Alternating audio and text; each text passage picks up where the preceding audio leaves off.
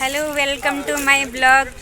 Friends, कैसे हैं आप सभी। देखिए, आज हम आए हैं चैनल में। ये हमारे गुरु हैं, सर हैं, जो कि बहुत ही अच्छे नाटक के निर्देशन करते हैं और इनकी संस्था है, नाटक चलाते हैं। आपका नाटक क्या चीज़ चलता है, कौन कौन नाम संस्था से? अदाकार ख्वाहिश मेरी संस्था है, बहुत सारा ये है। और ये भी तो मेरी एक छोटी सी बच्ची है जो काम करती है और आजकल बहुत अच्छा कर रही है, इसके लिए बहुत अच्छा लगता है हमको। सर बहुत अच्छा सिखाते हैं दोस्तों। अगर आप लोग को भी नाटक सीखना होगा तो सर से सीख लिया। रवि मिश्रा सर नाम है इनका। धन्यवाद, नमस्कार। और अभी हम लोग शूट पर ही हैं और ये देखिए हमारा शूट का ये जगह है।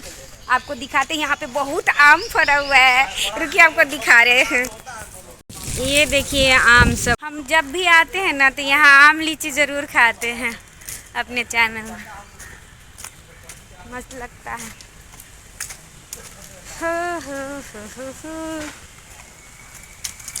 देखिए यहाँ पे आम लटका हुआ है।